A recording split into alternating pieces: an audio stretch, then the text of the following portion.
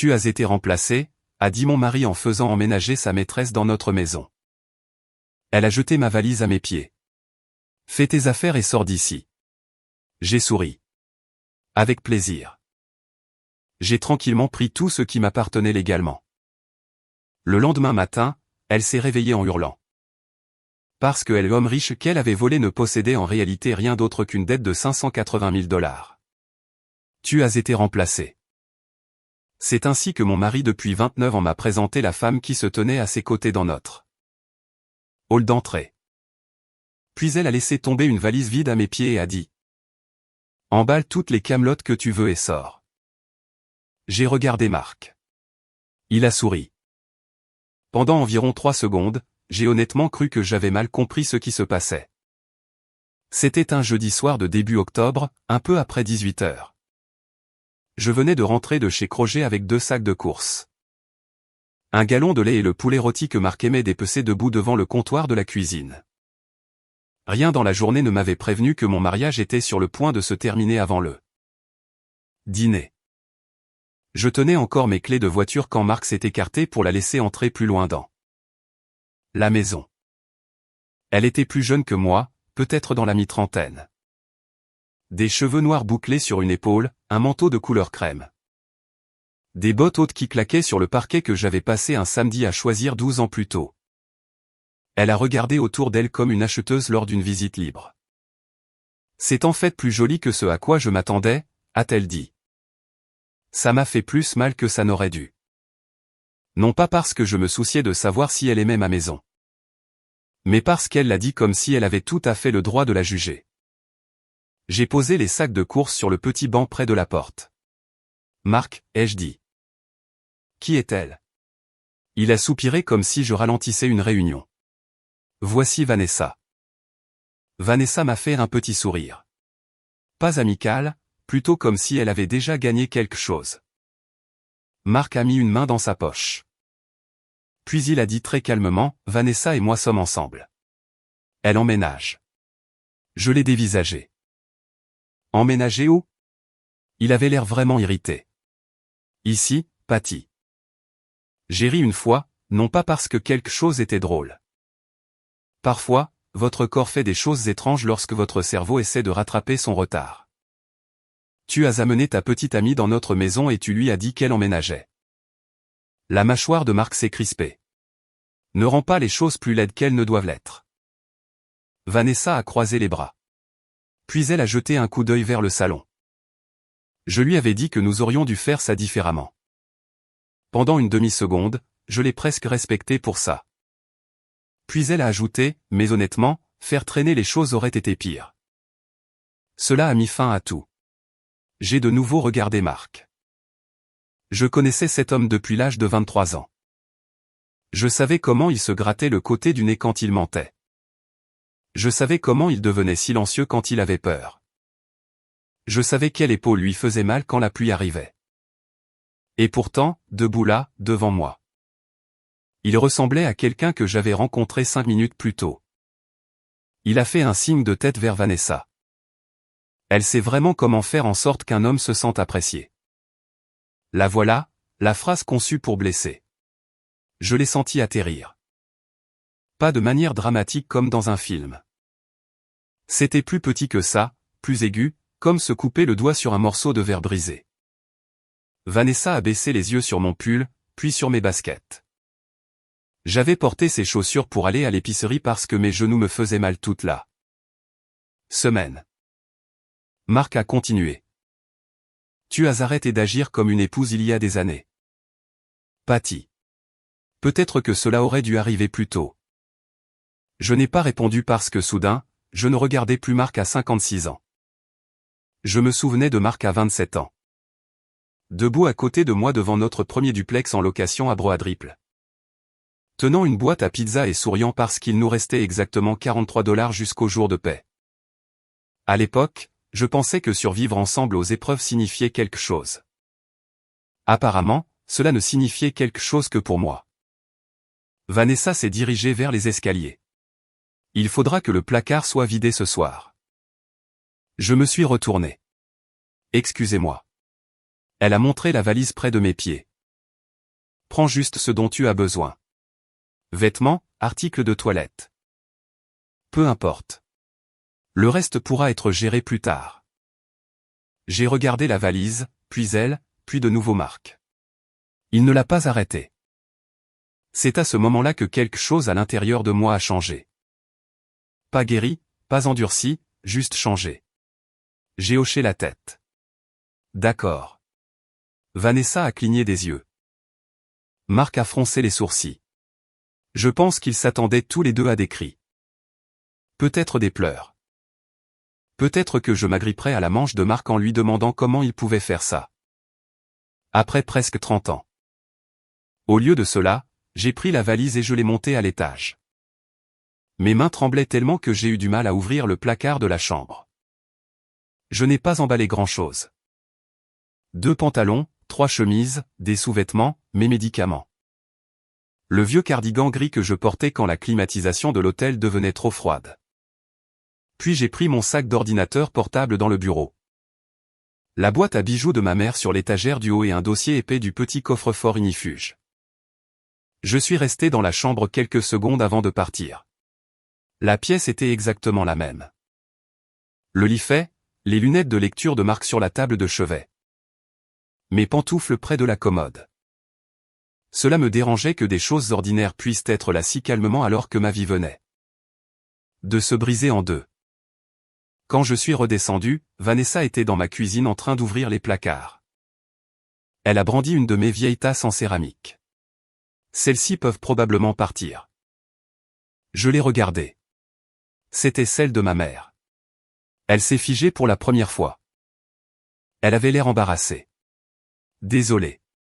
Marc a jeté un coup d'œil à l'horloge. Patty, ne transformons pas tout en un problème sentimental. J'ai failli dire quelque chose de cruel. J'en avais envie. Au lieu de cela, j'ai pris mes clés. Vous n'aurez pas à vous soucier que je rende les choses difficiles ce soir. Marc s'est détendu. Cela m'a tout dit. Dehors, l'air d'octobre était devenu froid. Linda Foster, ma voisine d'en face, traînait sa poubelle vers le garage. Elle s'est arrêtée quand elle a vu la valise. Puis elle a vu mon visage. Elle a traversé la rue sans même mettre de manteau. Patty. J'ai ouvert le coffre de ma Subaru. Linda a baissé la voix. Que s'est-il passé? J'ai dégluti. Apparemment, j'ai été remplacé. Sa bouche s'est ouverte. Elle a regardé vers la maison. Tu veux rester avec moi? J'ai secoué la tête, non pas parce que je n'aimais pas Linda, mais parce que je ne pouvais pas supporter de m'asseoir à 10 maisons de Marc et Vanessa toute la nuit. J'ai besoin d'un endroit neutre. Appelle-moi, a-t-elle dit. Je le ferai. J'ai conduit vers le sud en direction d'Indianapolis et je me suis enregistré dans un Hampton Inn près de Keystone Crossing. Chambre 417, lit king size, moquette beige, petite machine à café. Une photographie encadrée de monuments circle sur le mur. Je me suis assise sur le bord du lit sans enlever mon manteau. Pendant près de 10 minutes, j'ai juste fixé le sol. Puis j'ai pleuré silencieusement. J'ai pleuré pour la femme que j'avais été à 25 ans, pour les mensualités de l'hypothèque. Pour les matins de Noël, pour toutes les années où j'avais confondu être nécessaire avec être aimé. Vers 23h40 ce soir-là, j'ai ouvert mon ordinateur portable. J'ai tapé un courriel à Ethan Morale. L'avocat qui s'était occupé de mes papiers d'affaires pendant plus de 15 ans. Marc a fait emménager une autre femme dans la maison ce soir et m'a dit de partir. J'ai besoin de savoir ce que je peux légalement protéger demain. Je l'ai relu 2 fois. Puis j'ai cliqué sur envoyer. À 7h08 le lendemain matin, Ethan a appelé. Il a écouté sans m'interrompre. Puis il a posé une question. Patty, te souviens-tu de ce que nous avons fait après que l'entreprise de développement de Marc a failli s'effondrer il y a 8 ans? J'ai regardé par la fenêtre de l'hôtel les navetteurs qui se déplaçaient le long de Keystone Avenue. Oui. Il y a eu une pause. Puis Ethan a dit, bien. Parce que je ne pense pas que Marc se souvienne d'autant de choses que toi. Et c'est là que j'ai réalisé quelque chose. Pendant des années, Marc s'était comporté comme s'il était propriétaire de toute notre vie. Mais presque tout ce qui maintenait cette vie debout avait été tenu ensemble par mon crédit. Mes revenus, mes dossiers et mon nom. La première instruction d'Ethan était simple. Ne touche à rien sous le coup de la colère. J'étais assise au petit bureau de la chambre 417 avec un café de l'hôtel qui refroidissait à côté d'eux. Moi. Qu'est-ce que ça veut dire exactement? Ça veut dire ne vide pas les comptes. N'annule rien juste parce que tu peux le faire.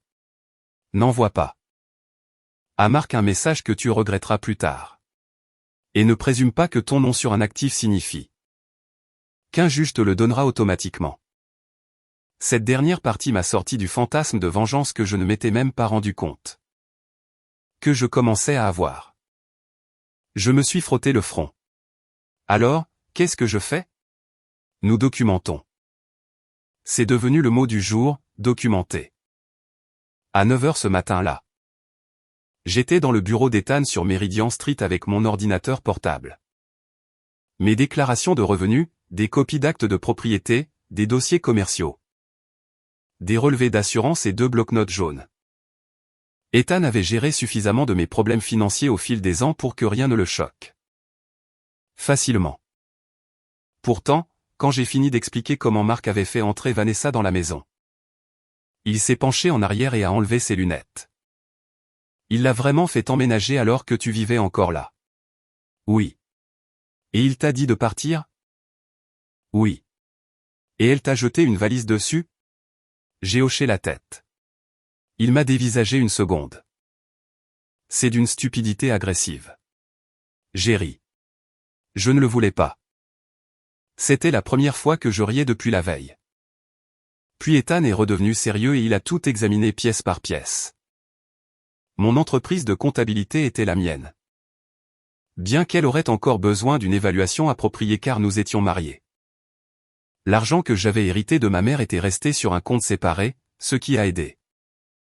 Plusieurs investissements étaient traçables jusqu'à cet héritage. La Subaru était à mon nom. Le Range Rover que Marc conduisait appartenait à mon entreprise et lui avait été attribué lorsqu'il s'occupait encore du développement de la clientèle pour moi. Celui-là a fait faire une pause à Ethan. Il l'utilise encore tous les jours. Fait-il encore du travail pour votre entreprise? Non. Alors nous devons organiser une restitution légale. J'ai imaginé Vanessa assise sur le siège passager, supposant probablement qu'il appartenait à Marc. J'ai ressenti une petite et vilaine lueur de satisfaction. Puis je me suis senti coupable d'en profiter. Ethan a semblé lire sur mon visage. Tu as le droit d'être en colère, Patty. Je sais. Ne laisse juste pas la colère devenir ton avocat. C'était très Ethan. Assez sec pour être agaçant, assez intelligent pour avoir raison. À l'heure du déjeuner, nous avions un plan. Pas de vengeance, de la protection. J'allais cesser de payer les factures personnelles de Marc. Ses cartes de crédit personnel, son adhésion à un club privé. Le box de stockage qu'il utilisait pour du matériel professionnel. Les abonnements qu'il avait ajoutés à mes comptes, ses assurances personnelles complémentaires. Tout ce que je n'étais pas légalement tenu de continuer à couvrir. Pendant des années, j'avais payé ces choses automatiquement. Parfois parce que c'était plus facile. Parfois parce que Marc oubliait. Parfois parce qu'il disait, peux-tu juste t'en occuper, Patty? Je m'en occupais toujours. C'était ça le problème. De retour à l'hôtel. J'ai ouvert notre tableau de bord bancaire en ligne et j'ai commencé à faire une liste. Je n'ai pas déplacé d'argent cet après-midi-là. Je n'ai pas coupé les services publics de la maison. Je n'ai touché à rien qui pourrait créer des problèmes plus tard. J'ai simplement retiré mon rôle d'équipe de sauvetage financier non rémunéré. 4 jours sont passés. Marc n'a pas appelé. Vanessa non plus. Dimanche matin. Linda m'a apporté le petit déjeuner de chez Bob Evans et s'est assise en face de moi dans le hall de l'hôtel. Tu as une mine affreuse, a-t-elle dit. Merci. Je veux dire, émotionnellement. C'est beaucoup mieux. Elle a poussé un récipient d'œufs brouillés vers moi. Tu dois manger. J'y ai picoré. Linda était veuve depuis 6 ans. Elle avait une façon de parler de la douleur sans en faire une cérémonie. Tu n'arrêtes pas de regarder ton téléphone, a-t-elle dit. Je sais. Tu attends qu'il s'excuse. Non. Elle a haussé un sourcil. J'ai baissé les yeux. Peut-être. Linda n'a rien dit pendant un moment. Puis elle a tendu la main et m'a serré la mienne. Ça a fait plus mal que si elle m'avait donné un conseil. Parce que la vérité était qu'une partie de moi voulait toujours que Marc appelle et dise qu'il avait perdu la tête.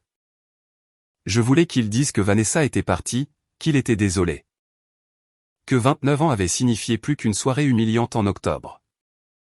Au lieu de cela, mardi après-midi, il m'a envoyé un texto, « As-tu bloqué la visa ?» C'était tout. Pas de bonjour, pas d'excuses, juste la visa. J'ai fixé le message jusqu'à ce que l'écran s'éteigne. Puis j'ai ri. Un petit rire triste cette fois. La carte n'avait pas été bloquée. Son paiement avait échoué parce que j'avais arrêté de transférer de l'argent sur le compte qui le couvrait. 2 jours plus tard, Ethan a organisé la restitution du Range Rover à mon entreprise. Marc a répondu par 3 textos furieux et un message vocal. Tu es ridicule, Patty.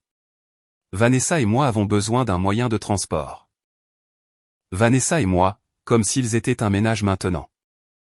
Comme si j'étais le propriétaire déraisonnable qui coupait le chauffage en hiver. Je n'ai pas répondu. La semaine suivante, une de ses factures de country club a été rejetée. Puis une échéance de ligne de crédit personnel est arrivée. Puis une autre carte a cessé de fonctionner. Rien de dramatique ne s'est produit d'un seul coup. C'était presque pire. La vie de Marc a commencé à rétrécir de quelques centimètres.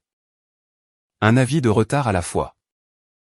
Pendant ce temps, je vivais toujours avec 2 valises, me réveillant encore à 3h30 du matin. Tendant encore la main vers l'autre côté d'un lit d'hôtel par habitude. Les gens imaginent que la vengeance est excitante. La plupart du temps, je me sentais fatigué. La 2e semaine, j'ai quitté le Hampton pour m'installer dans la chambre d'amis de Linda. Elle avait du papier peint à fleurs.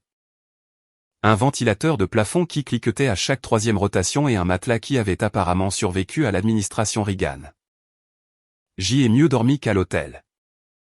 Puis, un jeudi soir, quelqu'un a frappé à la porte d'entrée de Linda. 3 coups forts. J'ai su qui c'était avant qu'elle n'ouvre. Marc se tenait sur leur porche en jean et en sweatshirt des Colts, l'air furieux. Il n'a pas demandé s'il pouvait entrer. Où as-tu déplacé l'argent ? Linda m'a regardé. Je suis sorti et j'ai fermé la porte derrière moi. Quel argent ? Ne joue pas à des jeux. Son visage était rouge. Je ne peux pas accéder à la moitié du compte. Les cartes sont refusées. Le Range Rover a disparu. Qu'est-ce que tu as fait ? Je l'ai dévisagé. Il y avait tellement de choses que je voulais dire.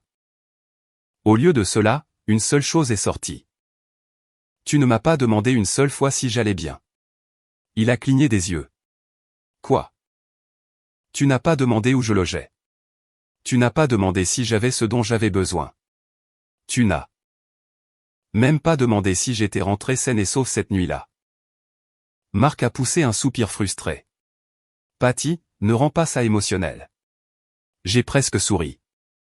Voilà. 30 ans de mariage réduit à une seule phrase. Pourquoi es-tu venu ici, Marc ? Il a détourné le regard. J'ai besoin de savoir où est l'argent. J'ai hoché la tête lentement. Exactement. Il s'est passé les 2 mains sur le visage. C'est notre argent. Alors ton avocat peut en parler au mien. Allez. Non, Patty. Non. Pour la première fois, j'ai entendu quelque chose d'inhabituel dans ma propre voix. Pas de la rage, de la finalité. J'ai ouvert la porte. Marc a dit, tu vas regretter de rendre les choses difficiles.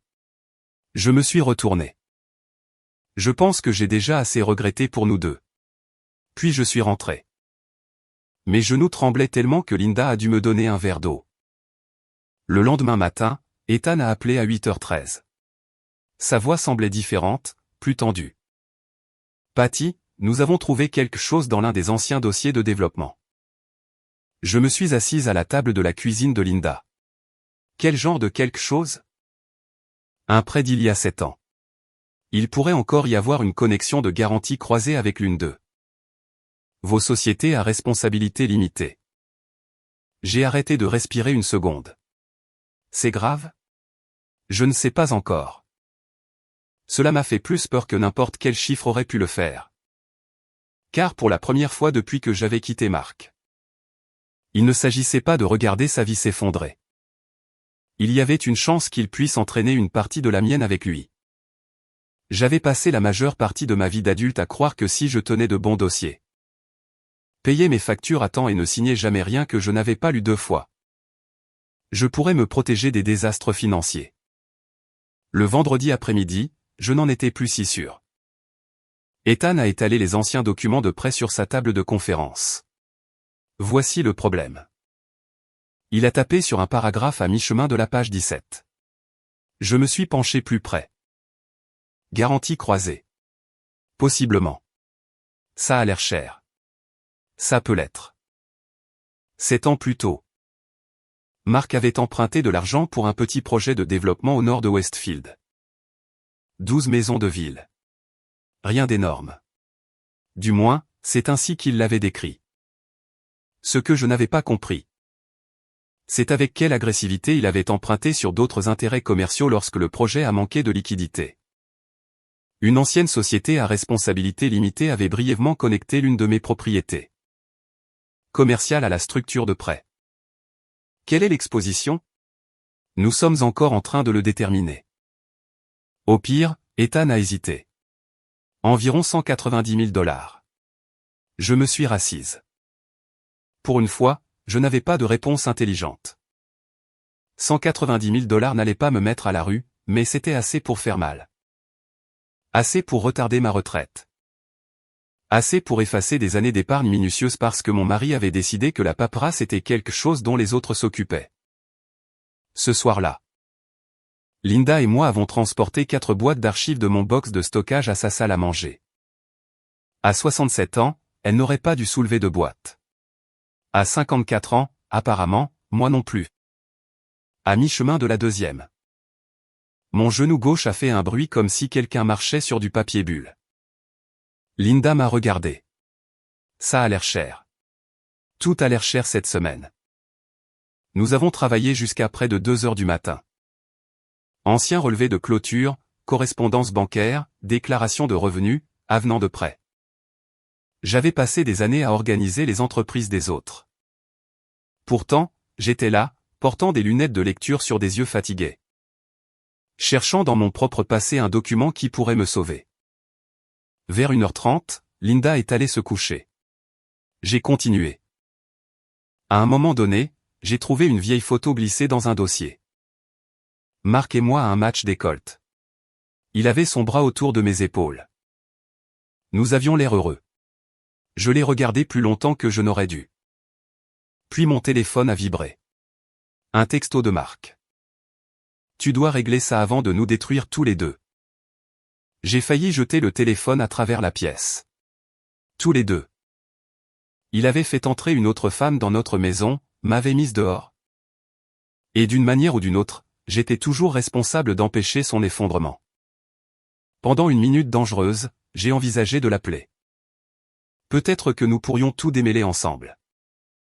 Peut-être que si je l'aidais à stabiliser les dettes, le divorce pourrait rester civilisé. Puis j'ai réalisé ce que je faisais. Le sauver à nouveau.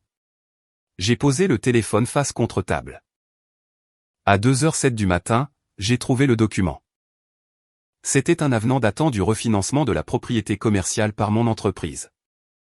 Je me souvenais de la réunion parce que Marc s'était plaint tout le temps. Ethan avait insisté pour retirer cette propriété de la structure de garantie.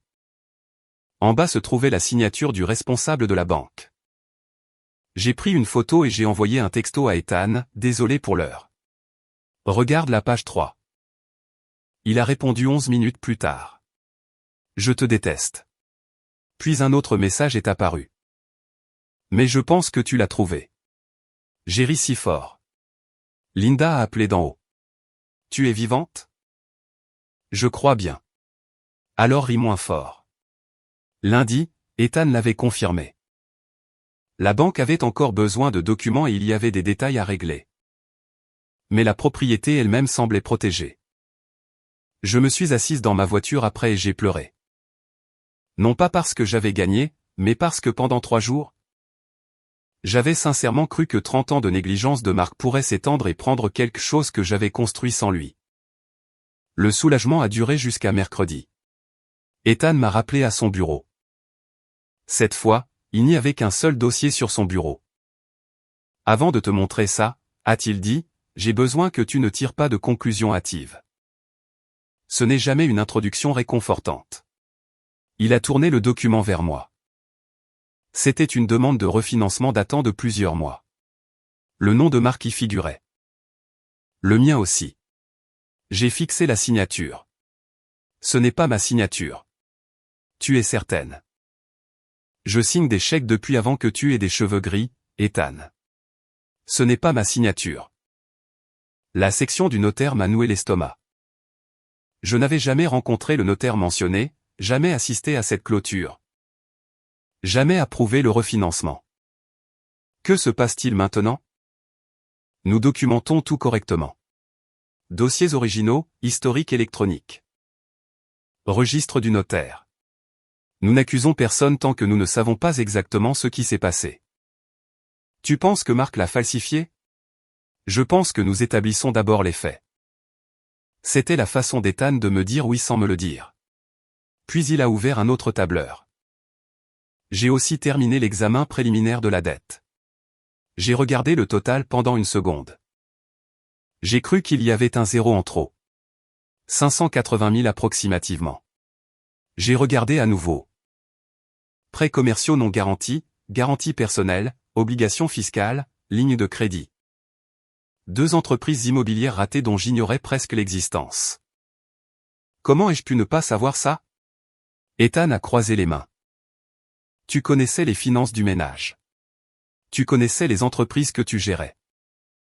Il a fait une pause. Apparemment, Marc avait une autre vie financière. Je suis restée assise là à écouter le bourdonnement du climatiseur. La liaison semblait soudainement presque simple. Une autre femme, une autre relation. Je comprenais une trahison comme ça. Mais ça signifiait que pendant que je préparais des déjeuners, payais les impôts fonciers, cotisais à des comptes de retraite et me disais que nous étions enfin en sécurité. Marc creusait un trou dans mon dos. Mon téléphone a sonné avant que je ne quitte le bureau d'Ethan. Vanessa. J'ai failli refuser l'appel. Puis la curiosité l'a emporté. Allô. Pendant plusieurs secondes, personne n'a parlé. Finalement, elle a dit, Patty. Sa voix ne ressemblait en rien à celle de la femme qui m'avait jeté une valise aux pieds. Qu'est-ce que tu veux? J'ai besoin de te demander quelque chose. Demande à Marc. Je l'ai fait. Et il n'arrête pas de changer de réponse. Je me suis appuyé contre le comptoir de la réceptionniste d'Ethan. Quelle question? Elle a baissé la voix. Combien d'argent Marc a-t-il vraiment? J'ai fermé les yeux. Je ne discute pas de finances avec toi. Le country club a appelé. Ces cartes ne fonctionnent pas. Quelqu'un est passé hier à propos d'un prêt. Cela ressemble à quelque chose que tu devrais discuter avec ton petit ami. Il a dit que c'est toi qui fais ça. Bien sûr qu'il l'a dit. Puis Vanessa a dit quelque chose qui m'a figé. Il m'a dit de ne pas m'inquiéter parce que tu arrangerais ça. J'ai ouvert les yeux. Quoi? Il a dit, Patty arrangera ça. Elle le fait toujours. Pendant des années. J'avais pensé que Marc voyait ma compétence comme quelque chose qu'il respectait. Debout là, le téléphone pressé contre mon oreille, j'ai enfin compris. Il avait commencé à la voir comme une assurance contre son propre comportement. Vanessa a pris une inspiration tremblante. Patty, je pense que Marc nous a menti à toutes les deux. J'ai regardé à travers les portes vitrées vers le parking. Non, Vanessa. Ma voix était plus calme que je ne l'attendais. Il t'a menti. Puis j'ai ajouté, je pense qu'il comptait sur moi. Vanessa a demandé si nous pouvions nous rencontrer en personne. Mon premier instinct a été non. En fait, mon premier instinct était quelque chose de moins poli que non. C'était la femme qui était entrée dans ma cuisine. Avait inspecté mes tasses à café et m'avait informé que mon placard devait être vidé pour elle. Maintenant, elle voulait un café. La vie a un drôle de sens de l'humour. Nous nous sommes mis d'accord pour un paneras sur l'US 31 à Carmel à 10 h le lendemain matin. Lieu public, en plein jour, pas de drame. Je suis arrivé tôt et j'ai commandé un café. Vanessa est arrivée avec 12 minutes de retard. J'ai failli ne pas la reconnaître. Pas de manteau de couleur crème, pas de bottes hautes, pas de cheveux soigneusement bouclés. Elle portait des leggings noirs, des baskets et un sweatshirt gris. Ses cheveux étaient attachés en arrière. Elle avait l'air plus jeune et fatiguée. « Merci d'être venu », a-t-elle dit. « Je n'ai pas encore décidé si je reste. » Elle a hoché la tête. C'est juste. Vanessa s'est assise en face de moi, mais n'a rien commandé. Pendant quelques secondes, elle n'a cessé de plier et de déplier le coin d'une serviette en papier. Finalement, elle a dit, il m'a dit que la maison était à lui. Je n'ai rien dit. Il a dit qu'il l'avait achetée avant que tu ne commences vraiment à gagner de l'argent. Pas vrai. Il a dit qu'il possédait 3 propriétés locatives. Pas exactement. Son visage s'est crispé. Il a dit que le Range Rover était à lui. Celui-là n'était même pas proche. Elle a baissé les yeux sur la table. Puis est venue la partie à laquelle je ne m'attendais pas, il m'a dit que tu dépendais de lui. J'ai arrêté de lever mon café. Quoi? Il a dit que tu n'avais pas les moyens de partir. Quelque chose de froid s'est installé dans mon estomac. Vanessa a continué à parler. Il a dit qu'il payait pour tout. Il a dit que ta petite entreprise de comptabilité ne rapportait presque rien. Ma petite entreprise de comptabilité. J'avais 12 employés. Nous gérions la paie et les dossiers financiers de dizaines d'entreprises locales. Marc savait exactement ce que j'avais gagné. Je me suis penché en arrière. Quoi d'autre? Vanessa avait l'air mal à l'aise. Patty, quoi d'autre?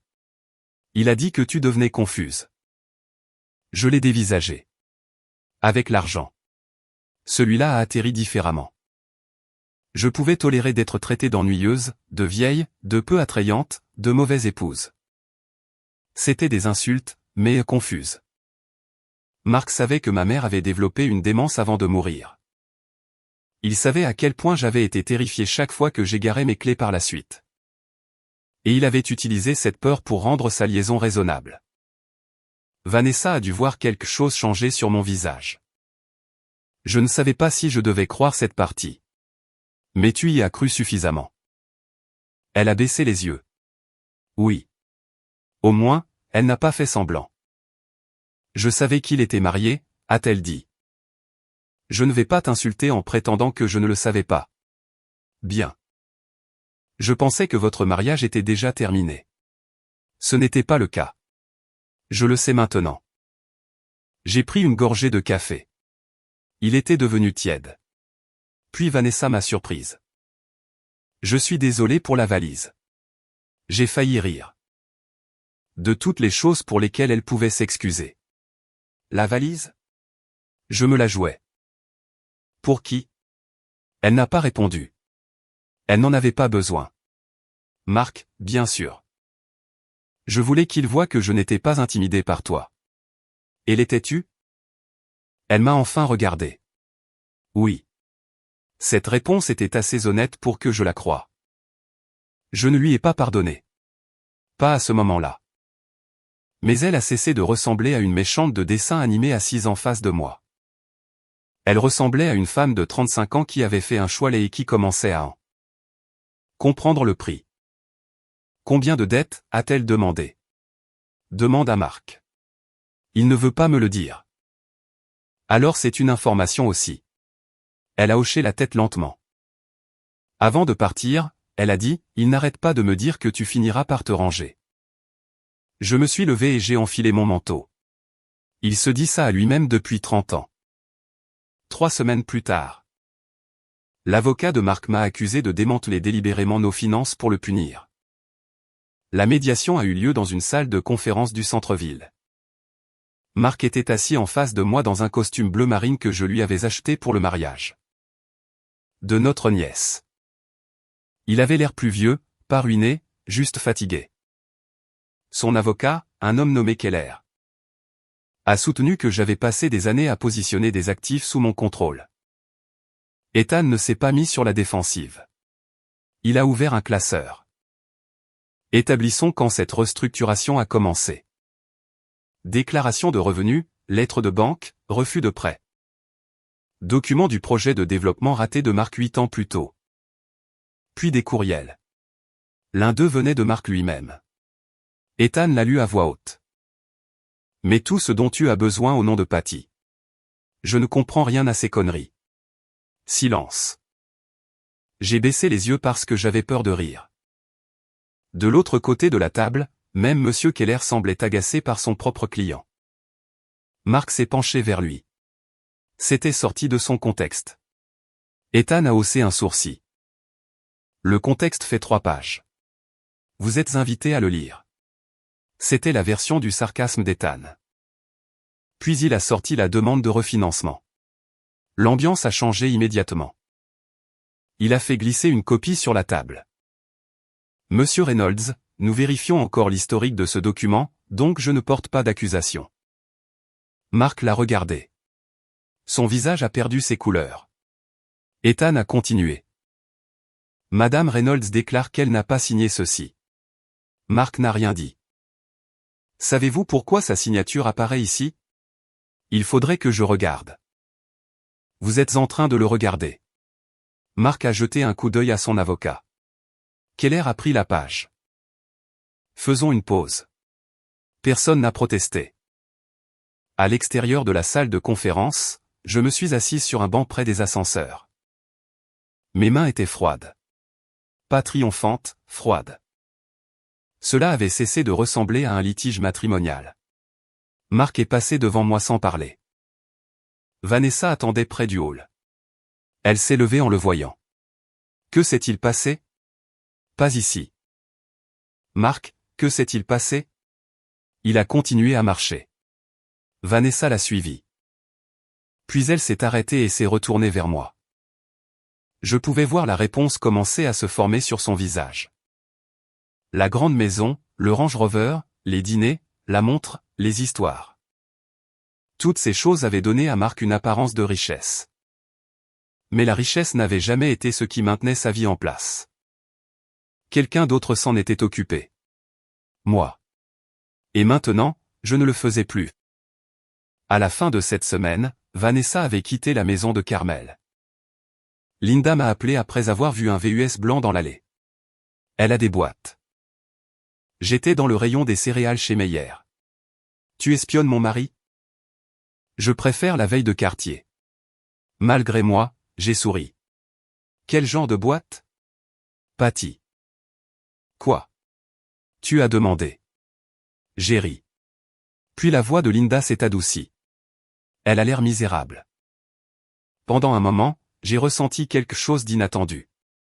Pas de la satisfaction, de la pitié. Pas assez pour inviter Vanessa à Thanksgiving. Mais assez pour comprendre que les conséquences n'ont pas toujours besoin d'applaudissements. Parfois, elles arrivent simplement. Ce soir-là, Ethan a appelé. Les négociations de divorce avançaient. Marc voulait un accord. Il demande ce qu'il faudrait pour que tu mettes fin à tout ça rapidement, a dit Ethan. J'ai regardé autour de la chambre d'amis de Linda. 2 valises, la boîte à bijoux de ma mère, une pile de dossiers juridiques. Pour la première fois, j'ai réalisé à quel point j'étais fatigué. Une partie de moi voulait dire oui à presque n'importe quoi. Puis Ethan a ajouté, avant que tu ne décides, Patty. Je pense que tu devrais retourner à la maison pour récupérer le reste de tes effets personnels. Je ne le savais pas encore. Mais ce voyage serait plus difficile que tout ce que Marc ou Vanessa m'avaient fait. Car la trahison est facile à haïr quand elle se tient devant vous. La mémoire ne l'est pas. La maison sentait la même chose. C'est la première chose qui m'a eu. Pas le silence, pas le Range Rover manquant, pas le fait que le VUS blanc de Vanessa était parti. C'était l'odeur, café. vieux bois et la bougie à la cannelle que j'avais l'habitude d'allumer dans la cuisine chaque mois d'octobre. Je suis resté à l'intérieur de la porte d'entrée, la main encore sur la poignée. Pendant un instant, mon corps s'attendait à ce que Marc appelle d'en haut. Au lieu de cela, rien ne s'est passé. La visite avait été organisée par nos avocats. Marc était parti pour l'après-midi et j'avais 3 heures pour récupérer mes effets personnels. J'ai commencé par l'étage. Mes genoux étaient particulièrement douloureux ce jour-là. Le stress faisait ça. Le temps de l'Indiana aussi. À mi-chemin, je me suis arrêté et j'ai tenu la rampe. Il fut un temps où je pouvais monter un enfant endormi dans ses escaliers sans y penser. Maintenant, j'avais besoin d'une rampe juste pour me porter moi-même. Cette pensée m'a plus irrité qu'elle ne m'a attristé. La chambre avait l'air différente. Vanessa avait déplacé des choses. Ses affaires étaient parties maintenant, mais je pouvais voir où elles avaient été. Mon plateau à bijoux avait été poussé dans un tiroir. Les vêtements de Marc étaient éparpillés sur la chaise. 2 verres à vin se trouvaient sur la commode. J'ai eu envie de les jeter contre le mur. Au lieu de cela, je les ai mis dans le lave-vaisselle. 30 ans d'habitude sont difficiles à tuer. J'ai emballé des photos, le couvre-lit de ma grand-mère, des livres et une boîte en cèdre de lettres. Puis j'ai trouvé notre album de mariage. Il était sous plusieurs magazines au fond du placard. Je me suis assise par terre. Grosse erreur. Ma nièce m'a immédiatement informé que ce relevé nécessiterait des négociations. Pourtant, je l'ai ouvert. Me voilà, 25 ans, environ 13 kilos de moins. Des cheveux plus volumineux qu'il n'en avait le droit. Marc se tenait à côté de moi dans un smoking de location. Souriant comme s'il venait de gagner à la loterie. Sur une photo, il me chuchotait quelque chose à l'oreille.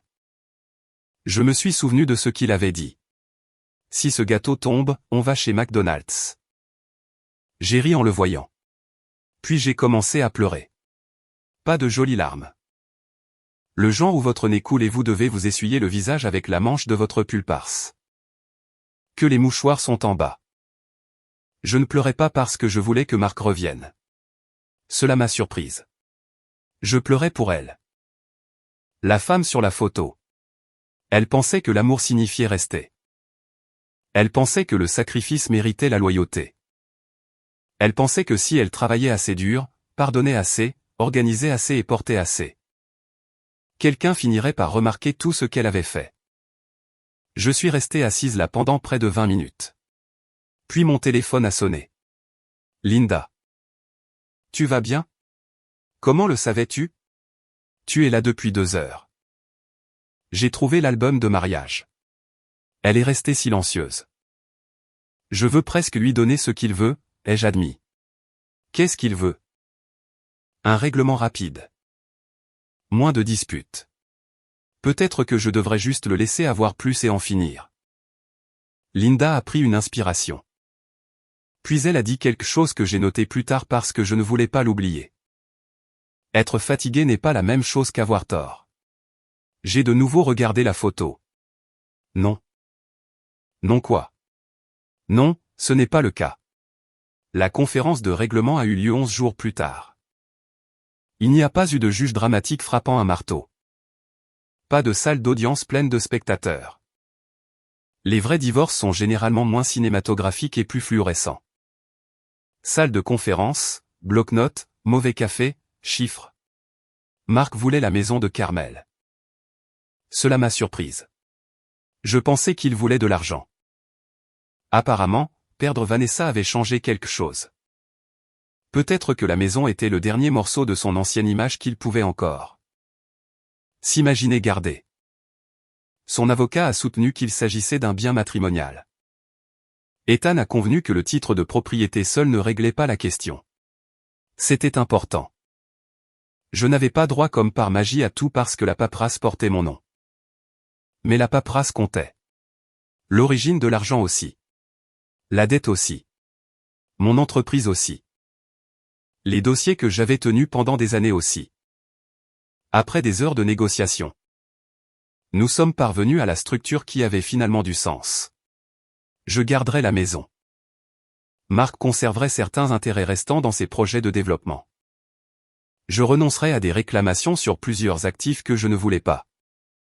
Il resterait responsable des garanties personnelles substantielles et des passifs liés à ces entreprises, sous réserve de l'accord final et des droits des prêteurs.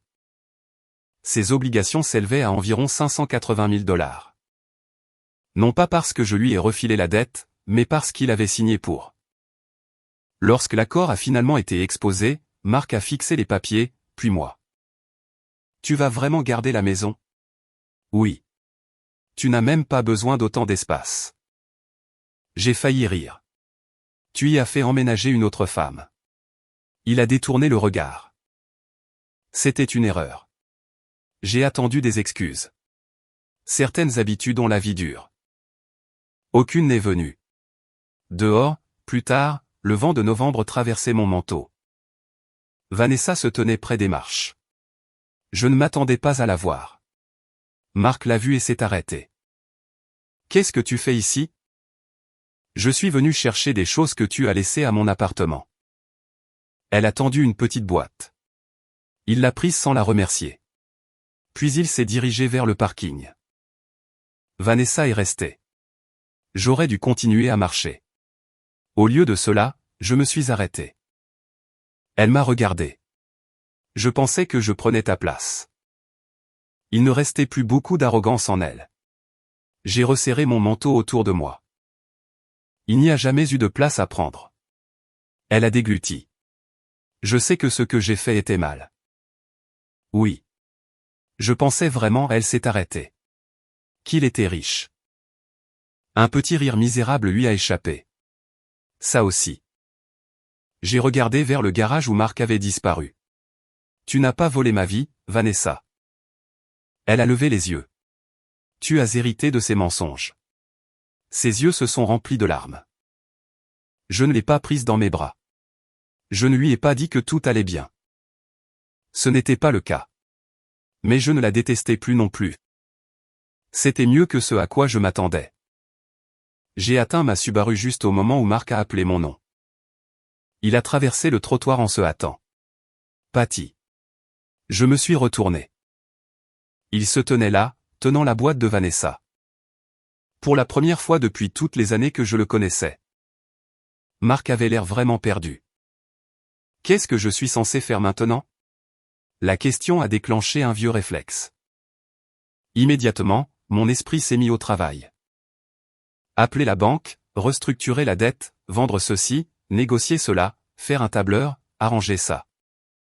Je pouvais presque sentir 30 ans de mémoire musculaire me tirer vers lui. Puis je me suis arrêté. J'ai regardé l'homme que j'avais passé la majeure partie de ma vie d'adulte à protéger des conséquences. Je ne sais pas, Marc. Il m'a dévisagé. J'ai ouvert la portière de la voiture. Parle à ton avocat. Puis je suis monté. En m'éloignant, j'ai vérifié le rétroviseur.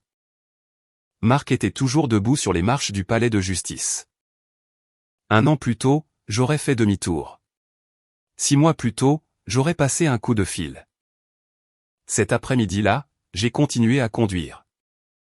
Pour la première fois en près de 30 ans, Marc avait un problème et je l'ai laissé rester le sien. 4 mois après la finalisation du divorce, je me suis acheté un fauteuil inclinable. Cela ne ressemble probablement pas à une déclaration d'indépendance. Mais vous ne connaissiez pas Marc. Pendant des années, chaque fois que je suggérais d'en prendre un pour le salon, il faisait la grimace. C'est pour les vieux. Apparemment, avoir 54 ans. Développer des problèmes de genoux et passer 30 ans marié à lui ne m'avait toujours pas qualifié. Alors, un samedi matin de mars, Linda et moi sommes allés dans un magasin de meubles à Castleton. J'ai essayé 6 fauteuils inclinables.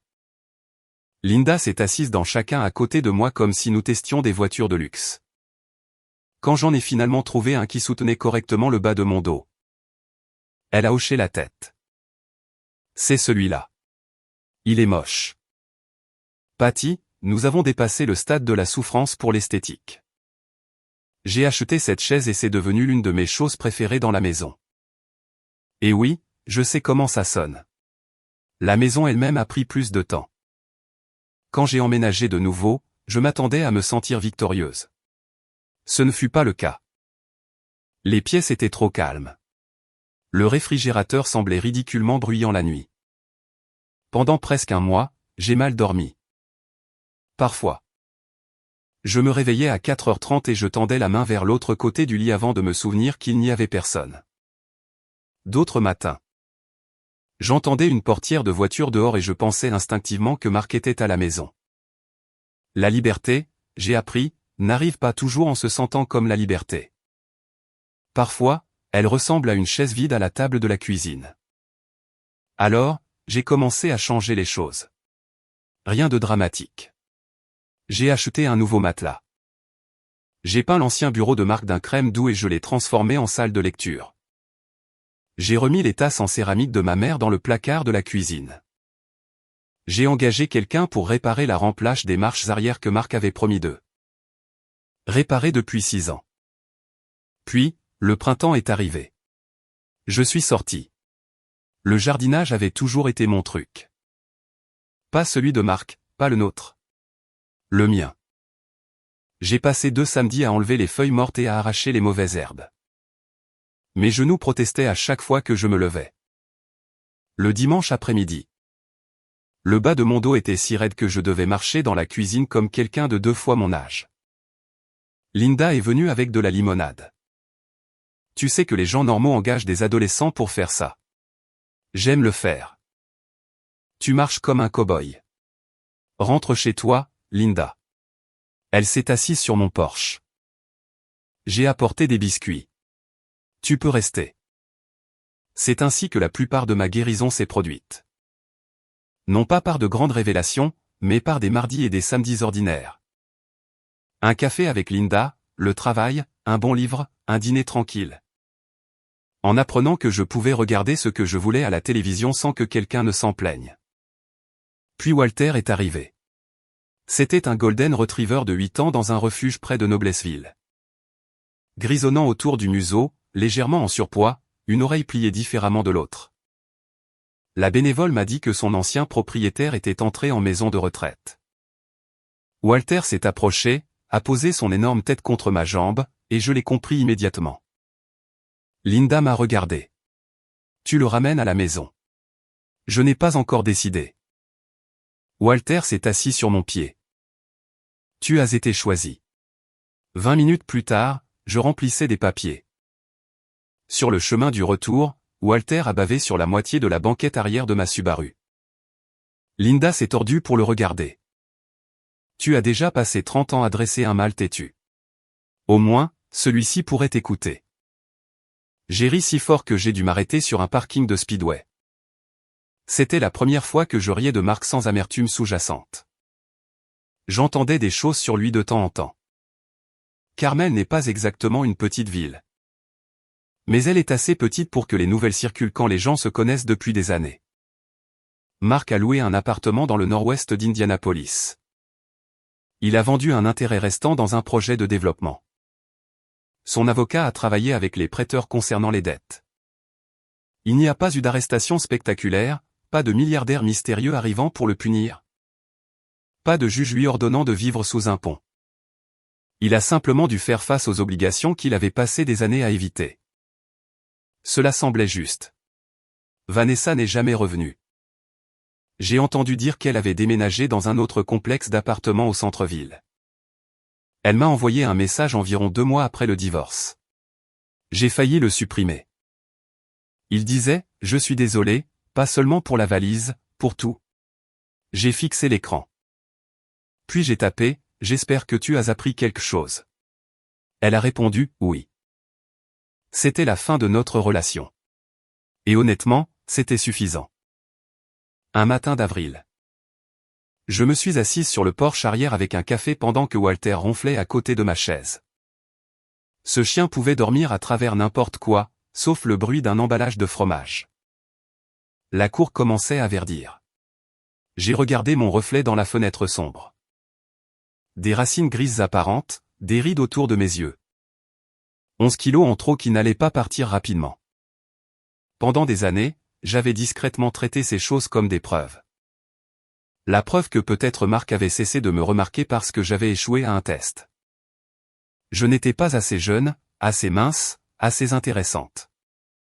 Puis j'ai pensé à ce que Marc avait réellement voulu. De l'admiration sans responsabilité. Une femme qui voyait la montre mais pas la facture. Quelqu'un qui croyait à l'histoire qu'il se racontait sur lui-même. Cela n'avait rien à voir avec mon tour de taille. Vieillir n'avait pas détruit mon mariage. Cela m'avait simplement donné assez d'expérience pour enfin reconnaître ce qui n'allait pas. Les genoux me faisaient encore mal. Il m'arrivait encore de regretter d'avoir quelqu'un à côté de moi au dîner. Et il y avait des nuits où 30 ans de souvenirs me semblaient plus lourds que je ne le voulais. La guérison n'a rien effacé de tout cela. Elle a juste empêché ces choses de contrôler ce qui allait suivre. Le plus drôle, c'est que Marc avait passé des mois à dire à tout le monde que je l'avais ruiné. Pendant un certain temps, cela m'a dérangé. Puis un matin, j'ai réalisé quelque chose de si simple. Je n'arrivais pas à croire qu'il m'ait fallu si longtemps. Je n'avais pas ruiné Marc. Je n'avais pas créé ses dettes. Je n'avais pas signé ses garanties. Je ne l'avais pas fait mentir à Vanessa. Et je ne l'avais certainement pas forcé à entrer dans notre maison avec une autre femme et à dire à sa femme qu'elle avait été remplacée. Tout ce que j'avais fait, c'était d'arrêter de me mettre entre un homme adulte et les conséquences de ses propres choix. Pendant des années, j'ai pensé qu'aimer quelqu'un signifiait t'aider à porter ses fardeaux. Ce que je n'avais pas compris, c'est que si vous portez un autre adulte assez longtemps, il peut finir par oublier qu'il était censé marcher. Marc pensait que je lui avais tout pris. Ce n'est pas le cas. J'ai juste arrêté de le sauver. Et à la fin, c'était suffisant. Si vous avez déjà dû cesser de sauver quelqu'un que vous aimiez, vous comprenez probablement pourquoi cela peut être plus difficile que de partir. Si vous vous sentez à l'aise, parlez-moi dans les commentaires. Merci d'avoir passé ce temps avec moi. Cette histoire est entièrement fictive et destinée uniquement à des fins de divertissement et d'éducation.